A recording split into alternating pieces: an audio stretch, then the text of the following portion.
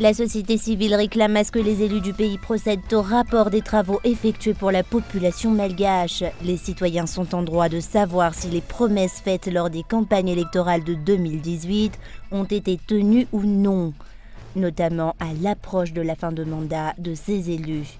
Les institutions se doivent aussi de faire un rapport concernant l'usage des fonds publics, selon le KMF CNOE.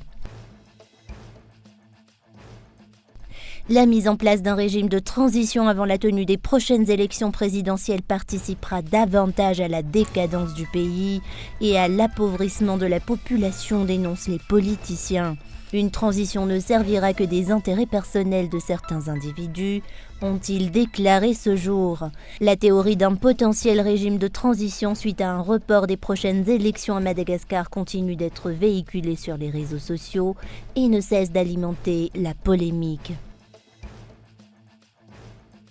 À la une de l'actualité internationale aux États-Unis, l'ancien président des États-Unis, Donald Trump, qui espère reconquérir la Maison-Blanche en 2024, a été jugé responsable par le jury d'un tribunal civil de New York de l'agression sexuelle de 1996 de l'ancienne journaliste, à qui il devra verser 5 millions de dommages-intérêts.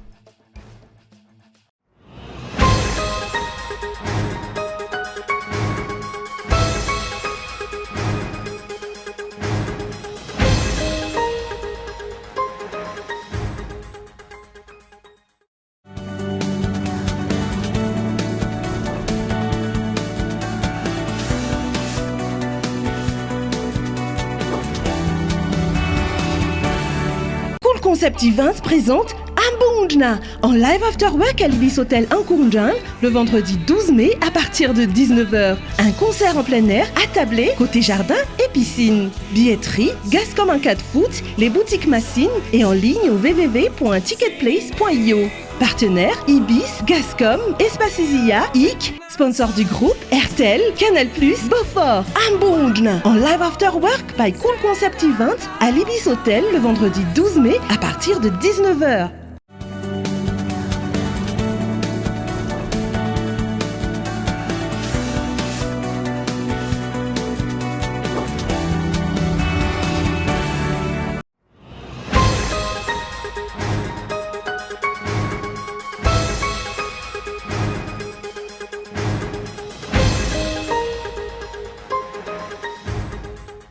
La société civile réclame à ce que les élus du pays procèdent à des rapports concernant les travaux effectués pour la population malgache. Les citoyens sont en droit de savoir si les promesses faites lors des campagnes électorales de 2018 ont été tenues ou non selon le KMF CNOE, notamment à l'approche de la fin de mandat des élus. Les institutions se doivent aussi de faire un rapport concernant l'usage des fonds publics selon cette société civile. Certains d'entre vous ont annoncé à la population lors des campagnes de propagande qu'une fois élus, vous ne percevrez ni salaire, ni rémunération. Je ne dirai pas de qui il s'agit, mais certains sont des maires, des députés ou autres. Le KMF CNOE vous demande d'affirmer à la population que vous n'avez réellement pas perçu mes rémunérations comme prévu, comme je l'avais annoncé durant les propagandes. Ceux qui n'ont pas de mémoire iront probablement demander si le président de la République l'avait dit ou non. Ceux qui ont une preuve de ce qu'il avait déclaré à l'époque sont libres de le montrer. Si vous avez fait une telle promesse, Monsieur le Président, nous vous demandons de confirmer que vous avez tenu la promesse que vous avez faite au peuple. Les sénateurs, les députés, les maires qui ont fait de telles promesses, nous vous demandons de faire un rapport à la population malgache, confirmant que vous n'avez réellement pas perçu vos rémunérations durant votre mandat. Seuls les candidats qui ont réellement la volonté de développer le pays et de sortir Madagascar de la pauvreté doivent se présenter aux élections et non ceux qui sont en quête de leur intérêt personnel, dénonce le KMF CNOE. Il ne devrait plus y avoir de mercenaires politiques. Chaque institution doit procéder à un rapport des avantages perçus par tous les hauts responsables selon cette société civile, et cela pour la transparence dans la gestion des fonds publics. Dans les réseaux sociaux, notamment sur Facebook, nous avons pu lire des déclarations concernant les avantages exorbitants perçus par les élus. Il a été mentionné que les députés bénéficiaient de 5 millions d'ariars juste à titre de carburant, même s'ils ne possèdent pas de voiture. Ceux qui ont des voitures pourraient donc percevoir jusqu'à 10 000 ariars. Nous ignorons ce qui se passe réellement dans les coulisses. Nous n'arrêtons pourtant pas d'affirmer que la population malgache est actuellement dans la misère, que les citoyens mangent à peine. Si ces affirmations sur Facebook sont véridiques, seule la population malgache est donc pauvre et misérable. Les dirigeants par contre vivent tout dans l'opulence.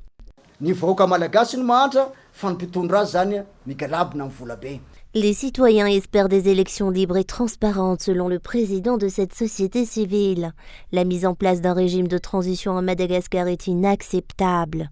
La tenue des élections est prévue par la loi. C'est aux dirigeants d'apporter des solutions aux problèmes actuels pour que cela se fasse. Si le budget alloué à la CENI pour la mise en œuvre des élections doit être réduit, les élections doivent néanmoins être libres, transparentes et reconnues par tous selon le KMF CNOE.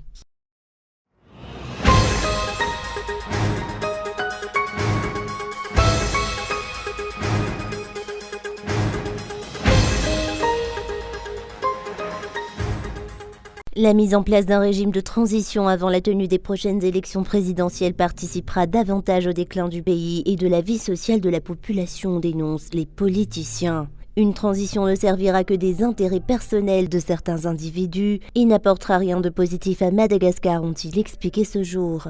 La théorie d'un potentiel régime de transition suite à un report des prochaines élections à Madagascar circule désormais sur les réseaux sociaux et ne cesse d'alimenter la polémique ainsi que la nomination d'un nouveau Premier ministre et d'un nouveau président du Sénat. Un ancien président de la République serait mis à la tête de la dite transition, selon les rumeurs. Tous les politiciens malgaches interrogés par les journalistes de Cool TV FM à ce propos se sont tous positionnés contre cette idée. La tenue des élections cette année est capitale, ont-ils déclaré.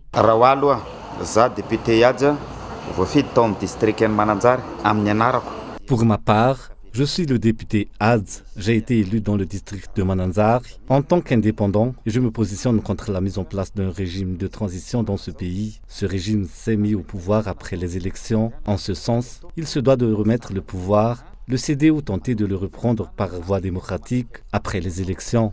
L'instauration d'un régime transitoire ne convient pas à Madagascar.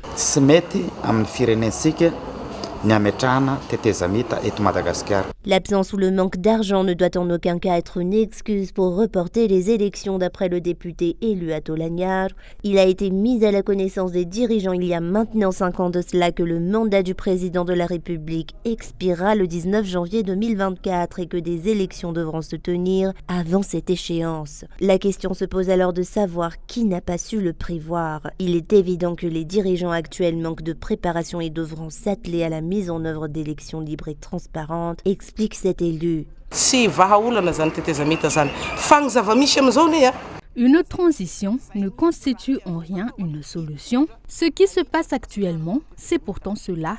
Ils veulent mener le pays vers un régime de transition. Ils disent qu'il n'y a pas assez d'argent pour mettre en œuvre les élections. C'est assez étonnant. S'ils souhaitent réellement s'adonner à la politique bienséante et correcte, il est important de reconnaître que les élections ne sont pas une procédure soudaine.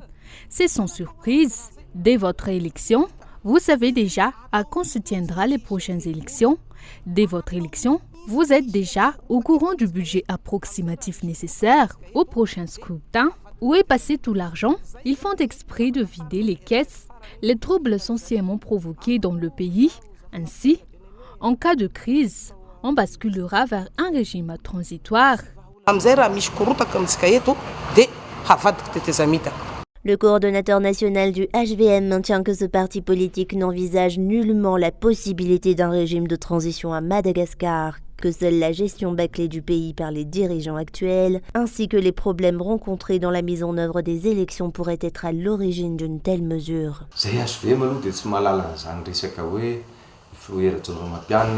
Concernant ces allégations concernant une probable direction de la transition par le président Radzonar Mapian, de quelle transition parle-t-on?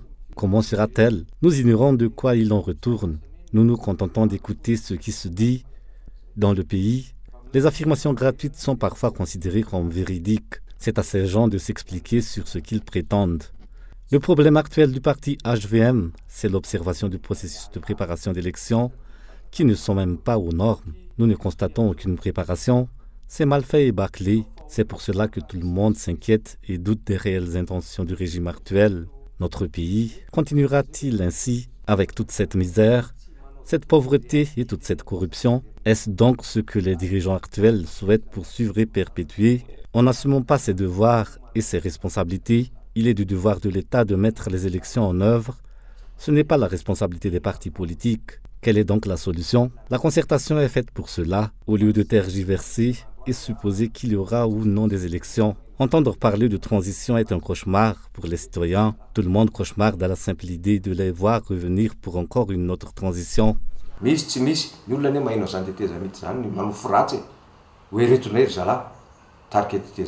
La dernière déclaration de l'ambassadrice de l'Union européenne auprès de la République de Madagascar et de l'Union des Comores avant-hier concernant la position de l'Union européenne qui affirme ne s'opposer ni à un régime de transition ni à un gouvernement collégial si nécessaire a suscité de nombreuses interrogations. Or, toutes les parties prenantes des élections à Madagascar maintiennent que seule la tenue des élections cette année fait office de solution face à la situation qui prévaut actuellement dans la Grande Île. Chacun a pu constater que le dernier régime de transition à Madagascar n'a rien apporté de positif pour la Grande Île, dénoncent les observateurs de la vie nationale.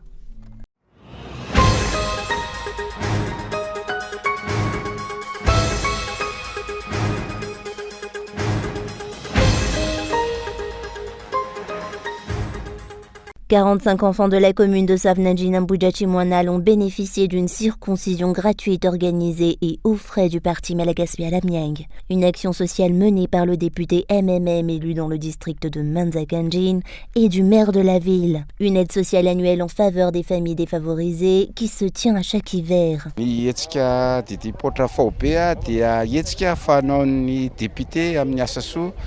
La campagne de circoncision gratuite pour la population est une action sociale régulière menée par le député dans la commune de Sovnandjin et partout dans le district de Manzakanjin. Il est organisé par le parti MMM.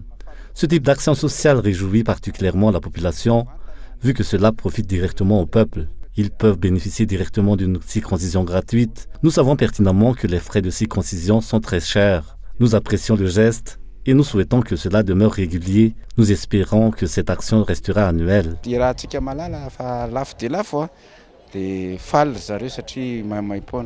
Les parents ont particulièrement apprécié cette initiative régulière du parti MMM et de ses élus dans cette localité.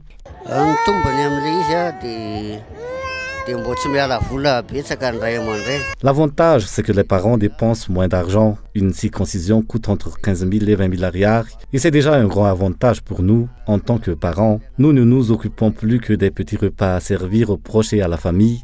À cette occasion, nous vous remercions pour cela.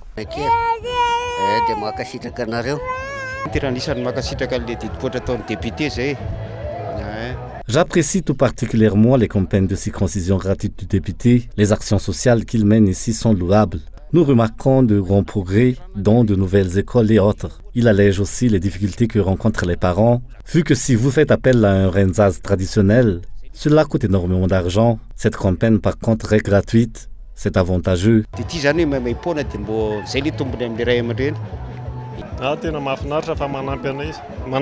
C'est admirable vu que cela nous aide considérablement, nous, les familles défavorisées, et nous vous remercions énormément pour cela. Cela nous coûte au moins 15 000 ariars si l'on doit tout prendre en charge. Or, cette somme pourrait nous procurer environ 7 kilos de riz. Nous sommes 6 à la maison. Cette campagne de circoncision gratuite dans la commune de Sovnandjin-Ambujachimoanal ne fait office que d'ouverture de cette saison 2023. Les campagnes de circoncision gratuite organisées par le parti Malagasy Alamiang comme à chaque année ne font que commencer et s'étendra sur les 25 communes du district de Mananjin.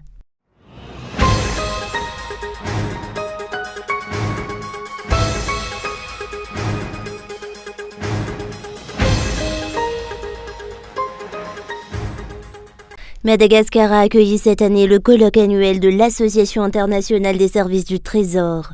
Il a commencé hier et se terminera le 12 mai prochain à Nouzbéelville. L'AIST regroupe actuellement 29 pays. La digitalisation et les services en ligne pour mieux servir l'usager a été le thème choisi pour cette année.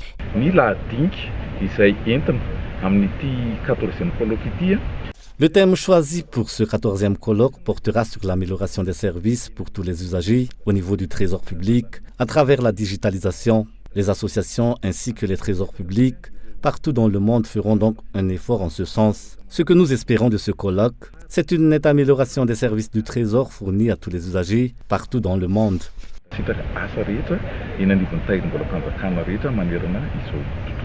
L'Association internationale des services du Trésor a été créée en 2006. Le colloque annuel se fait dans chaque pays membre, actuellement au nombre de 27. C'est la 3e fois que la Grande Île reçoit cet événement, et cela depuis que l'AIST existe.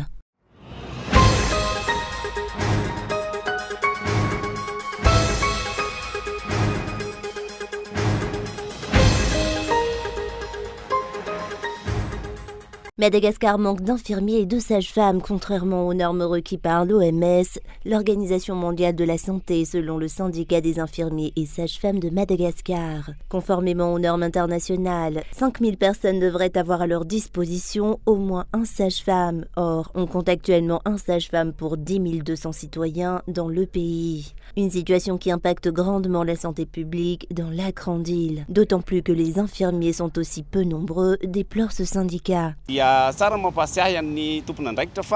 Il est important de rappeler aux responsables que les infirmiers, sages-femmes sont les plus nombreux au sein du ministère de la Santé publique. Ils sont supérieurs en nombre, certes, mais par rapport à la population à prendre en charge, cela s'avère encore insuffisant si l'on s'en tient aux normes imposées par l'OMS. Madagascar doit compter plus de sages-femmes et plus d'infirmiers. L'intégration de ces acteurs de la santé dans la fonction publique est la seule solution envisageable d'après le syndicat des infirmiers et sages-femmes de Madagascar.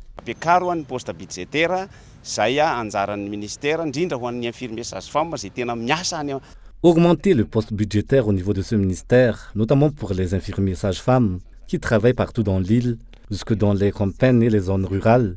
Je suis chef CSB depuis maintenant 9 ans. Je sais pertinemment en quoi consiste le travail d'un infirmier sage-femme. Ils travaillent tous 7 jours sur 7, 24 heures sur 24. Ils travaillent de jour comme de nuit et subissent de nombreuses épreuves. Ainsi, l'augmentation de postes budgétaires doit être sérieusement considérée. La semaine des paramédicaux sera célébrée durant toute la semaine. La journée mondiale des infirmiers, par contre, sera célébrée le 12 mai prochain.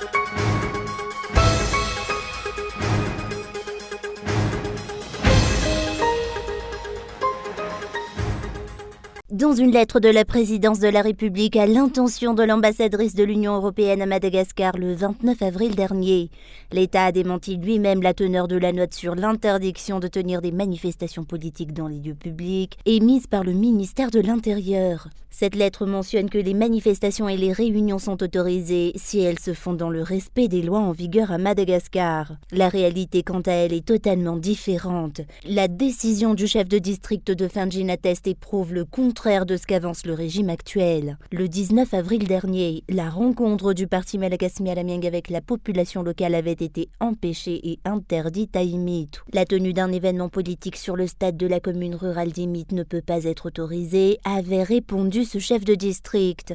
Une décision qui fait suite à la note interdisant les manifestations politiques dans les lieux publics annoncée par le ministère de l'Intérieur à travers la note y afférent.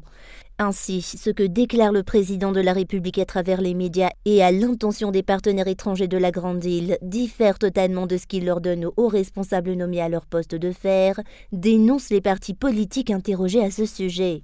Une simple note du gouvernement et la déclaration orale d'un ministre à travers les médias vaut plus que la Constitution elle-même. Cela n'existe qu'à Madagascar, dénoncent les politiciens. La loi Madagascar n'est utilisée et respectée que lorsqu'elle profite aux dirigeants. Dans ce cas de figure, les dirigeants arrivent à dénicher des lois vieux de plusieurs décennies tout en piétinant des traités internationaux signés par la Grande Île, explique-t-il. Le régime actuel maintient que la liberté d'expression et le droit de procéder à des rassemblements politiques sont respectés à Madagascar, en dépit du fait que la plupart des partis politiques et la société civile confirment le contraire et s'en plaint. L'Union européenne elle-même avait récemment affirmé que les lois ne sont pas respectées dans la Grande Île. Ce qui nous a interpellés, c'est le caractère systématique qui tendait à limiter la liberté de manifestation publique. Parce que réduire la liberté de réunion politique publique à des lieux clos, ça restreint beaucoup l'exercice de cette liberté. Si vous prenez par exemple des réunions dans un milieu rural, vous n'avez pas forcément une salle où un acteur politique souhaite s'adresser à la population locale. Donc ça rend les choses difficiles. Ce qui m'a aussi alerté, c'est que certes, c'est la législation malgache, mais selon nous, c'est écrit dans le communiqué, elle vient quand même contredire l'engagement de Madagascar qui a ratifié en 1971 le pacte sur les droits civils et politiques. Or, la base juridique qui est mise en avant par le ministre de l'Intérieur, c'est une ordonnance qui date de 1962. Donc, pour nous, un engagement international de 1971 doit primer. Alors, il y a le texte, la législation, et il y a l'esprit.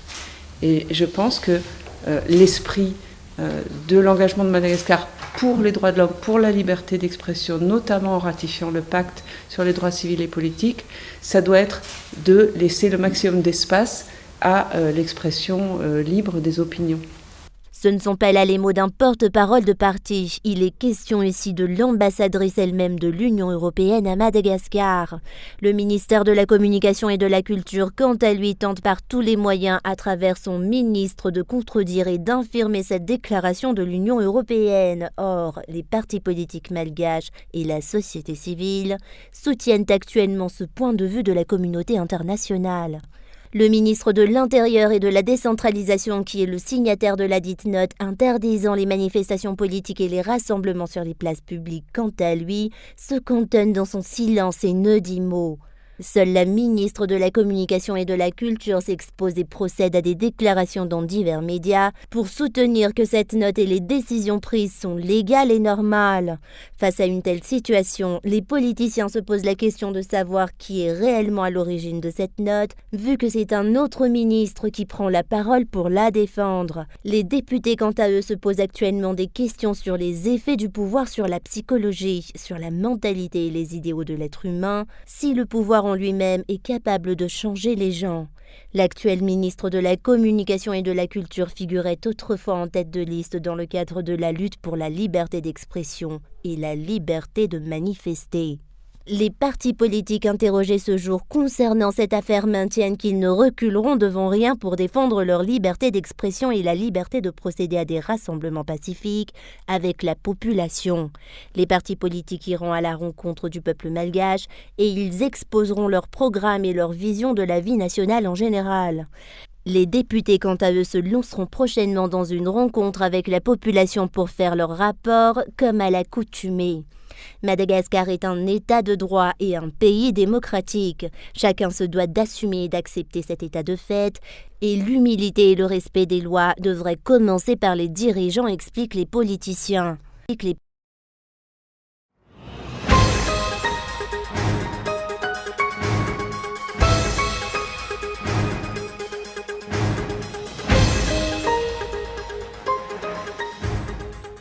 2 semaines d'audience et au bout la victoire accompagnée d'un large sourire. Eugene Carroll vient de remporter son procès au civil intenté contre Donald Trump. Il est jugé coupable par le tribunal de New York d'avoir agressé sexuellement l'ex-journaliste américaine en 1996 dans une cabine d'essayage. Les 9 jurés le condamnent également pour diffamation. Un jugement qui l'oblige à verser à la plaignante 5 millions de dollars de dommages et intérêts. Sur son réseau social Truth Social, Donald Trump, qui n'est jamais venu témoigner à la barre, ne mâche pas ses mots contre ce verdict. Je n'ai absolument aucune idée de qui est cette femme. Ce verdict est une honte. C'est la plus grande chasse aux sorcières de tous les temps. Son avocat annonce qu'ils feront appel de la décision. Nous avons parlé et nous sommes prêts à aller de l'avant. De toute évidence, Donald Trump est fermement convaincu, comme beaucoup de gens, qu'il ne peut pas obtenir un procès équitable à New York basé sur ce jury. Les accusations d'Eugene Carroll remontent à 2019. Dans un livre, elle raconte comment Donald Trump lui avait imposé des attouchements sans son consentement dans un grand magasin new-yorkais plus de 20 ans auparavant. Elle porte d'abord plainte pour diffamation, car l'ancien président, alors en plein mandat, l'accuse de mentir sur les faits. Elle intente ensuite un procès pour viol en novembre grâce à une nouvelle loi de l'État de New York. Un texte qui permet aux victimes présumées d'agir en justice au civil pour des faits prescrits. Cette accusation de viol n'a finalement pas été retenue par le tribunal.